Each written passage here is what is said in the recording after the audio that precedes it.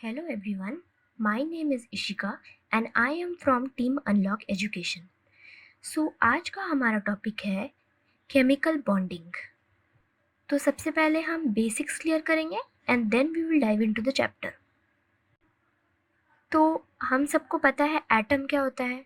कोई भी substance element से बना है और एलिमेंट्स एटम से बने हैं। स्मॉलेस्ट पार्टिकल जो होते हैं एलिमेंट्स के उसे हम बोलते हैं एटम्स, यानी कि एटम जुड़ जुड़ के एलिमेंट्स बनाते हैं। और जितने भी एटम हैं हर एक एटम स्टेबल होना चाहता है, स्टेबिलिटी अचीव करना चाहता है। तो हमारा क्वेश्चन है स्टेबिलिटी है क्या, व्हाट इज स्टेबिलिटी। इस टॉपिक को हम एक एग्जाम्पल की हेल्प से समझेंगे। सपोज आप एक स्टूडेंट हो जिसने अभी अभी अपनी पढ़ाई ख़त्म की है and you are in the search of a job. तो इसका मतलब आपकी लाइफ स्टेबल नहीं है, आपके पास एक स्टेबल सोर्स ऑफ इनकम नहीं है। तो आप रिएक्ट करेंगे। रिएक्ट यानी कि आप बहुत जगह फॉर्म्स अप्लाई करेंगे ताकि आपको कोई कंपनी हायर करे। तो आप चाहेंगे कि आपकी लाइफ स्टेबल हो, आप स्टेबिलिटी अचीव करना चाहेंगे। तो उसे हम कहते हैं स्टेबिलिटी और उसका ऑपोजिट होता है रिएक्टिविटी। अगर आप स्टेबल नहीं हैं तो ऑब्वियसली आप रिएक्ट करेंगे ताकि आप स्टेबिलिटी अचीव कर पाएँ। और एक एग्जांपल भी हम ले सकते हैं, ये थोड़ा वियर्ड होगा but for the stake of understanding let's do it. Suppose आपको किसी ने स्लैप किया और आपने भी उसको रिटर्न में स्लैप किया, तो आप रिएक्टिव नेचर शो कर रहे हैं। वेयर एज अगर आपने रिटर्न में उस बंदे को स्लैप नहीं किया तो आप स्टेबल नेचर शो कर रहे हैं, यानी आप बैलेंस्ड नेचर शो कर रहे हैं। तो इसको हम कहते हैं स्टेबिलिटी। और अगर आप रिएक्ट करते हैं उसे हम कहते हैं reactivity. Is that clear now? अब ये तो ह्यूमंस का स्टेबिलिटी के बारे में हमने बात किया। अब हम बात करेंगे एटम्स की स्टेबिलिटी के बारे में। एटम्स कैसे स्टेबल होते हैं? तो एटम्स के लिए स्टेबिलिटी का मतलब होता है having electronic configuration of noble gas. यानी अगर एटम्स को स्टेबल नेचर शो करना है तो वो नोबल गैसेस के जैसे इलेक्ट्रॉनिक कॉन्फ़िगरेशन शो करने की कोशिश करते हैं। नेक्स्ट हम लोग बात करेंगे नोबल गैसेस के इलेक्ट्रॉनिक कॉन्फ़िगरेशन के बारे में। सबसे पहला नोबल गैस है हीलियम, जिसका एटॉमिक नंबर है 2, यानी कि हीलियम के पास टोटल 2 इलेक्ट्रॉन्स है। तो वो के शेल को कम्प्लीटली फिल करेगा विथ 2 इलेक्ट्रॉन्स और साथ ही साथ डुप्लेट रूल को भी फॉलो करेगा। डुप्लेट रूल ये बोलता है कि एक एटम अपने आउटरमोस्ट शेल में 2 इलेक्ट्रॉन्स एक्वायर करने की कोशिश करता है। नेक्स्ट आता है नियन, जिसका एटॉमिक नंबर है 10। उसके इलेक्ट्रॉन्स कुछ इस तरह से डिस्ट्रीब्यूट होंगे। के शेल में 2 इलेक्ट्रॉन्स जाएंगे तो के शेल हो गया कम्प्लीटली फुल। फिर एल शेल में बचे हुए 8 इलेक्ट्रॉन्स जाएंगे और वो एल शेल का भी कैपेसिटी को कंप्लीट करेगा और साथ साथ ऑक्टेट रूल को भी फॉलो करेगा। ऑक्टेट रूल ये बोलता है कि कोई भी एटम के आउटरमोस्ट शेल में 8 इलेक्ट्रॉन्स होने चाहिए। तो क्योंकि इसमें एल है आउटरमोस्ट शेल और इसमें 8 इलेक्ट्रॉन्स है तो ये ऑक्टेट रूल को फॉलो करता है। नेक्स्ट है आर्गन, जिसका एटॉमिक नंबर है 18। तो उसमें इलेक्ट्रॉन्स कुछ ऐसे डिस्ट्रीब्यूट होंगे। के शेल में जाएगा 2 इलेक्ट्रॉन्स। के शेल कंप्लीट करने के बाद एल शेल में जाएगा 8 इलेक्ट्रॉन्स, इसका भी capacity complete. And then M shell में जाएंगे 8 इलेक्ट्रॉन्स। नाउ एम शेल का कैपेसिटी होता है 18। M shell maximum 18 electrons hold कर सकता है। बट क्योंकि एम शेल आर्गन का आउटरमोस्ट शेल है इसीलिए वो 8 इलेक्ट्रॉन्स से ज़्यादा नहीं लेगा। तो एम शेल इस केस में 8 इलेक्ट्रॉन्स कंटेन करेगा। नेक्स्ट नोबल गैस है क्रिप्टन। क्रिप्टन का एटॉमिक नंबर है 36, यानी कि 36 इलेक्ट्रॉन्स अकोमोडेट करना है हमें। तो के शेल में जाएंगे 2 इलेक्ट्रॉन्स। एल शेल का कैपेसिटी है 8 तो उसमें जाएंगे 8 इलेक्ट्रॉन्स। अब इलेक्ट्रॉन्स जंप करेंगे एम शेल में। एम शेल का कैपेसिटी है 18 तो बचे हुए इलेक्ट्रॉन्स में 18 इलेक्ट्रॉन्स जाएंगे एम शेल में। और नेक्स्ट एन शेल में बाकी के 8 इलेक्ट्रॉन्स जाएंगे। सिमिलरली जेनॉन और रेडॉन के साथ भी होगा। और इन सारे गैसेस के आउटरमोस्ट शेल में या तो 2 इलेक्ट्रॉन्स है या तो बाकी सारे में 8 इलेक्ट्रॉन्स है। तो ये ऑक्टेट स्ट्रक्चर फॉलो कर रहा है और हीलियम जो है वो डुप्लेट स्ट्रक्चर फॉलो कर रहा है। तो इसी डुप्लेट और ऑक्टेट स्ट्रक्चर के वजह से एक एलिमेंट स्टेबल हो जाता है।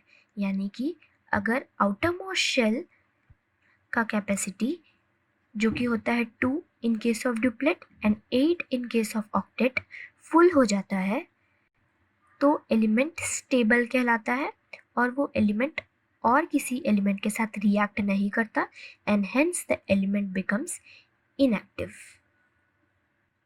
तो एक बार कोई भी एलिमेंट का आउटरमोस्ट शेल का कैपेसिटी कंप्लीट हो जाए तो वो एलिमेंट इनएक्टिव हो जाता है, वो एलिमेंट और रिएक्ट नहीं करना चाहता। तो सारे एलिमेंट्स चाहते हैं कि वो इसी तरह स्टेबल हो जाए अपना आउटरमोस्ट शेल का कैपेसिटी फुल करके। तो वही है how is a cation form. कैसे कैटायन बनता है? जब एक एटम एक से ज़्यादा इलेक्ट्रॉन्स लूज करता है अपने वैलेंस शेल में तो कैटायन मिलता है। जनरली ग्रुप 1A, 2A और 3A के एलिमेंट्स कैटायन फॉर्म करते हैं क्योंकि इन ग्रुप्स के जो एलिमेंट्स होते हैं वो 1, 2 या 3 इलेक्ट्रॉन्स कंटेन करते हैं अपने वैलेंस शेल में। एग्जाम्पल के तौर पे हम ले सकते हैं लिथियम। लिथियम का इलेक्ट्रॉनिक कॉन्फ़िगरेशन है 2,1 यानी कि उसका वैलेंस इलेक्ट्रॉन है 1, आउटरमोस्ट शेल में 1 इलेक्ट्रॉन है। तो इसके पास 2 ऑप्शन है, या तो 7 इलेक्ट्रॉन्स एक्सेप्ट करे और ऑक्टेट स्ट्रक्चर फुलफिल करे या तो इस 1 इलेक्ट्रॉन को डोनेट करके लोअर शेल जो कि के शेल में डुप्लेट स्ट्रक्चर को फुलफिल करे। तो ईजीएस्ट वे ये होता है कि लिथियम अपना 1 इलेक्ट्रॉन डोनेट करके Li प्लस आयन बनाता है जिसका इलेक्ट्रॉनिक कॉन्फ़िगरेशन है 2।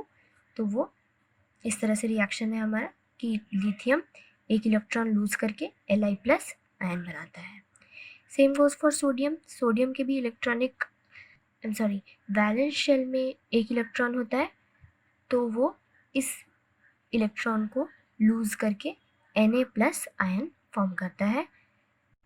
सिमिलरली पहले मैंने बताया है कैल्शियम और एल्यूमिनियम भी सेम प्रोसेस फॉलो करते हैं। अब हम लोग कैटायन का कुछ प्रॉपर्टीज़ देखेंगे।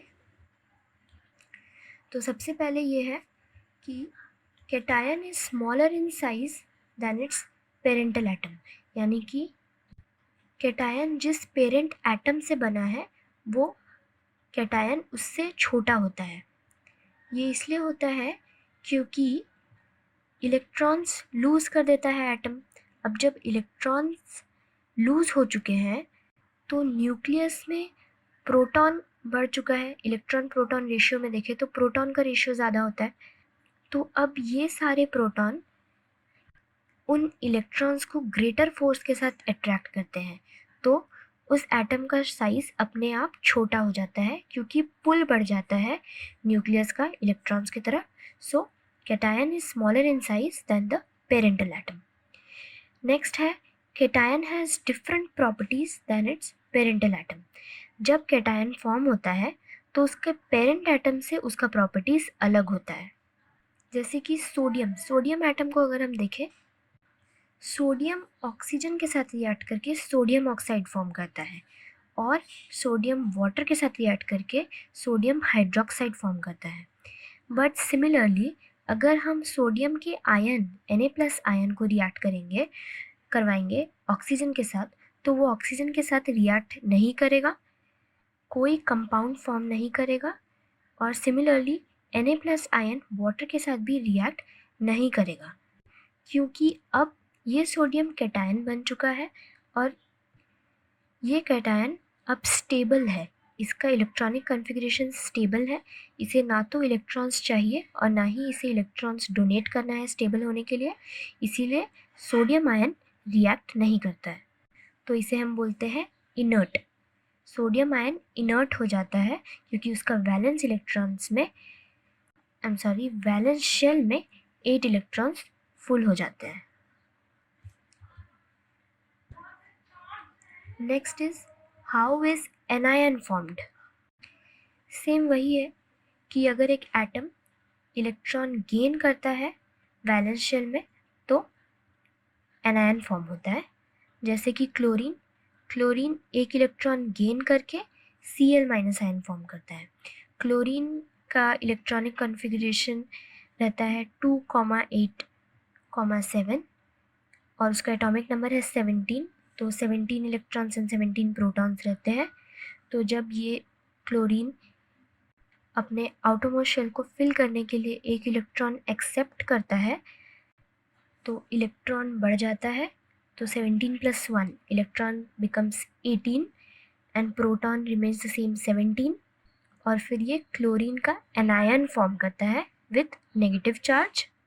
सो जब ये क्लोरीन एनायन नहीं बना था, ये जब क्लोरीन एटम था तो उसका चार्ज था 0 क्योंकि इलेक्ट्रॉन और प्रोटॉन कैंसिल कर रहे थे एक दूसरे को। -17 है इलेक्ट्रॉन का चार्ज, +17 है प्रोटॉन का चार्ज, तो उसको न्यूट्रलाइज कर दे रहे थे दोनों। 0 चार्ज था इस एटम के ऊपर। बट अभी एनायन बनने के बाद क्योंकि इलेक्ट्रॉन ज़्यादा हो गया है एक, तो इसीलिए -18 है इलेक्ट्रॉन का चार्ज और +17 है प्रोटॉन का चार्ज। तो एक इलेक्ट्रॉन एक्स्ट्रा होने की वजह से Cl माइनस आयन का चार्ज होता है -1। तो अब हम एनायन का प्रॉपर्टीज़ देखेंगे। Anion is larger than its parent atom. Now see, एक एटम जब एनायन बन जाता है तो उसके ऊपर नेगेटिव चार्ज बढ़ जाता है। तो इलेक्ट्रॉन प्रोटॉन रेशियो अगर हम देखें तो उसके इलेक्ट्रॉन का वेटेज ज़्यादा होता है, ज़्यादा इलेक्ट्रॉन्स होते हैं। तो हमारा जो पुल होता है, न्यूक्लियस जो इलेक्ट्रॉन को पुल करता है वो कम हो जाता है, इसीलिए एनायन का साइज बढ़ जाता है। So anion is larger than its parent atom. जितना उसको इसका पहले साइज था उससे बड़ा साइज रहता है। फिर anion has different properties than its parent atom. Cation के जैसे ही एनायन का भी प्रॉपर्टी उसके पेरेंट एटम से अलग होता है। जैसे कि इस एग्जाम्पल में क्लोरीन सोडियम के साथ रिएक्ट करके फॉर्म करता है सोडियम क्लोराइड। ये दोनों क्लोरीन और सोडियम के एटम्स हैं। बट देन जब हम क्लोरीन का एनायन जो फॉर्म होता है उसको रिएक्ट करवाते हैं Na के साथ, तो रिएक्शन नहीं प्रोसीड होता है क्योंकि क्लोरीन ने पहले से ही अपना नोबल गैस कॉन्फ़िगरेशन अचीव कर चुका है और अब क्लोरीन स्टेबल है। तो उसे अब ना ही इलेक्ट्रॉन्स डोनेट करना है ना ही इलेक्ट्रॉन्स रिसीव करना है स्टेबल होने के लिए। तो अब हम क्लोराइड आयन को केमिकली इनर्ट बोलेंगे। अब हम लोग आएंगे एलिमेंट्स पे। एलिमेंट्स 2 टाइप के होते हैं, 2 ब्रॉड क्लासिफिकेशन किया गया है एलिमेंट्स का, जो कि है मेटालिक एलिमेंट्स और दूसरा है नॉन मेटालिक एलिमेंट्स। अब हम लोग पढ़े हैं कि हर एक एटम स्टेबल होना चाहता है, यानी नोबल गैस का इलेक्ट्रॉनिक कॉन्फ़िगरेशन अचीव करना चाहता है, अपने आउटरमोस्ट शेल को कंप्लीटली फिल करना चाहता है। तो इसको अचीव करने के लिए एलिमेंट्स या तो दूसरों को इलेक्ट्रॉन्स देते हैं या तो दूसरे एलिमेंट्स से इलेक्ट्रॉन लेते हैं। तो अभी हम लोग उसी के बारे में पढ़ेंगे।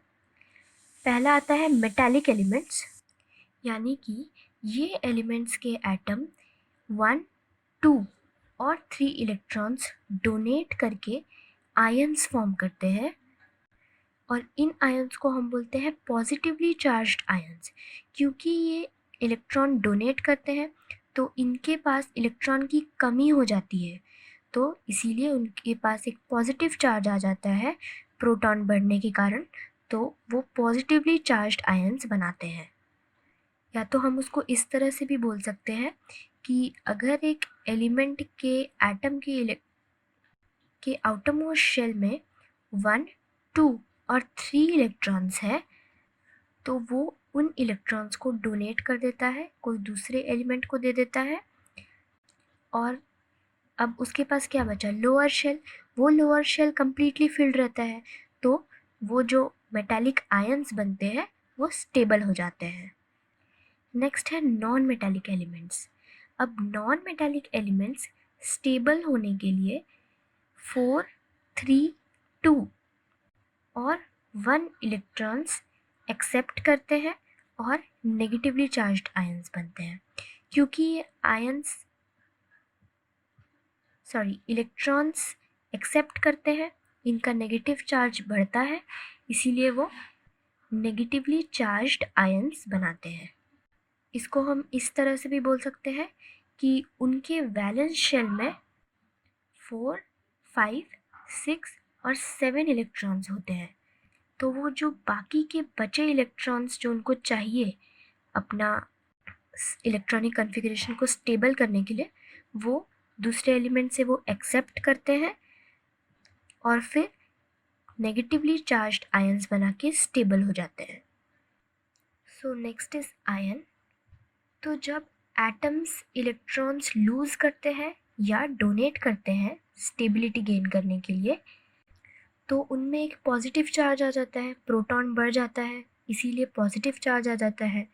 तो उस पॉजिटिवली चार्ज्ड एटम को या फिर ग्रुप ऑफ एटम्स को हम कैट आयन बोलते हैं। For example hydrogen. हाइड्रोजन का एटॉमिक नंबर है 1। हाइड्रोजन के पास एक इलेक्ट्रॉन है, एक प्रोटॉन है। अब हाइड्रोजन को स्टेबल होने के लिए एक इलेक्ट्रॉन डोनेट करना पड़ता है। तो वो जब ये इलेक्ट्रॉन डोनेट कर देता है तो उसके पास और इलेक्ट्रॉन बचते नहीं हैं, उसके पास सिर्फ एक प्रोटॉन बचता है। तो उसके कारण हाइड्रोजन में एक पॉजिटिव चार्ज आ जाता है H+। नेक्स्ट एग्जांपल हम देख लेते हैं कैल्शियम का। कैल्शियम का एटॉमिक नंबर है 20, यानी कैल्शियम के पास 20 प्रोटॉन्स एंड 20 इलेक्ट्रॉन्स है। उसका इलेक्ट्रॉनिक कन्फिगरेशन है 2,8,8,2, यानी कि आउटरमोस्ट शेल में कैल्शियम के पास 2 इलेक्ट्रॉन है। तो अगर ये 2 इलेक्ट्रॉन कैल्शियम डोनेट कर देता है, किसी दूसरे एलिमेंट को दे देता है, तो उसके जो लोअर शेल है उसके पास, उसमें बचे 8 इलेक्ट्रॉन्स, और ये 8 इलेक्ट्रॉन्स तो स्टेबल है, यानी इस इलेक्ट्रॉनिक कन्फिगरेशन को स्टेबल कन्फिगरेशन माना जाएगा। तो कैल्शियम अपना 2 इलेक्ट्रॉन डोनेट करता है, जिसके कारण 2 प्रोटॉन एक्स्ट्रा हो जाते हैं कैल्शियम में। तो कैल्शियम का आयन बनता है Ca2+, यानी कि कैल्शियम के पास अभी जितने इलेक्ट्रॉन्स हैं उसके पास उससे 2 प्रोटॉन ज़्यादा है, तो 2 पॉजिटिव चार्ज ज़्यादा है, सो Ca2+। Same applies for aluminium, जो कि अपने आउटरमोस्ट शेल के तीनों इलेक्ट्रॉन्स डोनेट करता है और फिर स्टेबल इलेक्ट्रॉनिक कन्फिगरेशन अचीव करता है। Next is anion.